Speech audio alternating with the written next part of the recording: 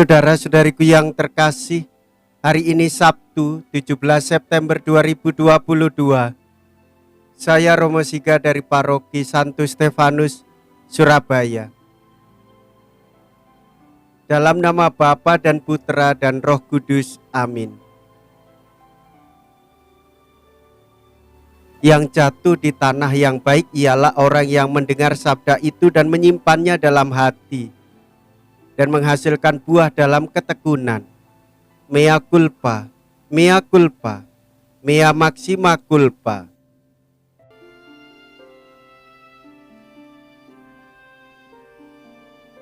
Marilah kita berdoa.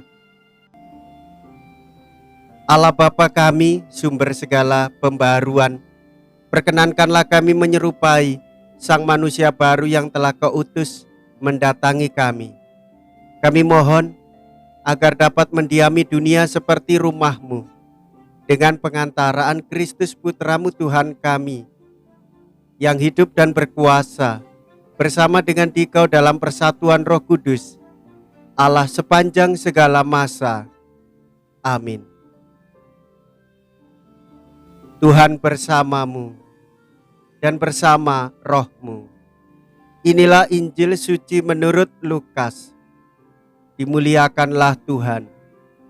Lukas bab 8 ayat 4 sampai dengan ayat 15.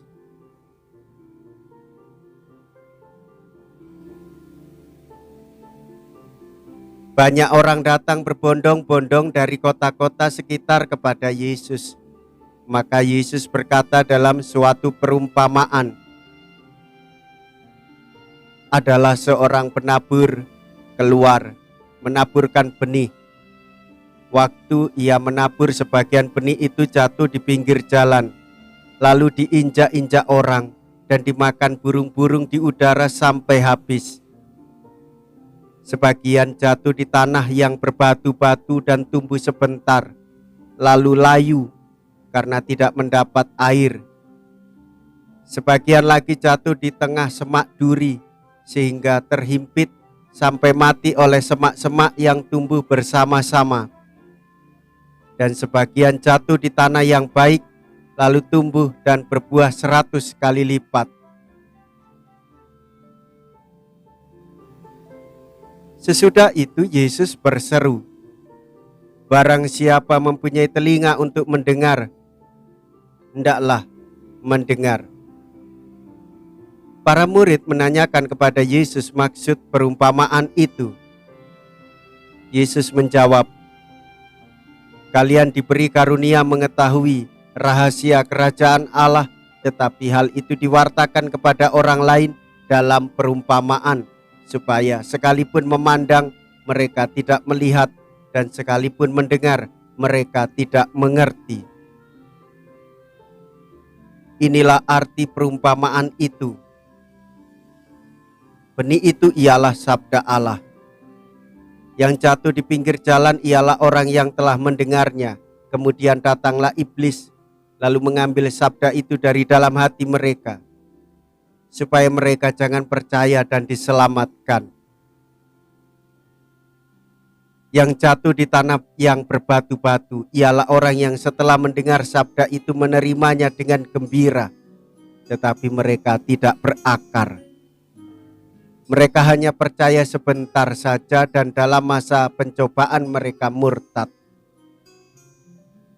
Yang jatuh dalam semak duri ialah orang yang mendengar sabda itu dan dalam pertumbuhan selanjutnya mereka terhimpit oleh kekhawatiran, kekayaan, dan kenikmatan hidup sehingga tidak menghasilkan buah yang matang. Yang jatuh di tanah yang baik ialah orang yang mendengar sabda itu dan menyimpannya dalam hati yang baik dan menghasilkan buah dalam ketekunan. Demikianlah sabda Tuhan. Terpujilah Kristus. Saudara-saudariku yang terkasih, sedikit demi sedikit Yesus menarik perhatian para murid. Mereka disiapkan untuk dapat menerima sabdanya. Yesus mengharapkan bahwa hati yang terbuka terhadap sabdanya. Tiada orang yang dipaksa. Kita beriman menerima sabda Tuhan sebagai undangan, bukan paksaan. Saudara-saudari, Yesus mengajak kita menyingkirkan apa saja yang dapat merintangi sabdanya. Kekhawatiran, kecemasan, ketakutan, kekayaan dan kenikmatan hidup, sehingga orang mati rasa dan tidak berbuah di dalam sabdanya. Saudara-saudariku yang terkasih, bila orang menggambarkan Yesus yang telah bangkit, mudah kita mengacu kepada hidup duniawi yang diperbaharui. Yesus yang telah bangkit itu lain sama sekali.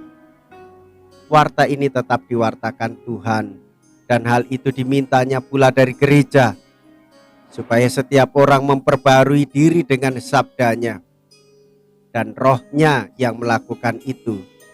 Surga dan bumi dijadikannya baru. Orang-orang beriman dijadikannya baru, lahir baru di dalam penebusan Tuhan.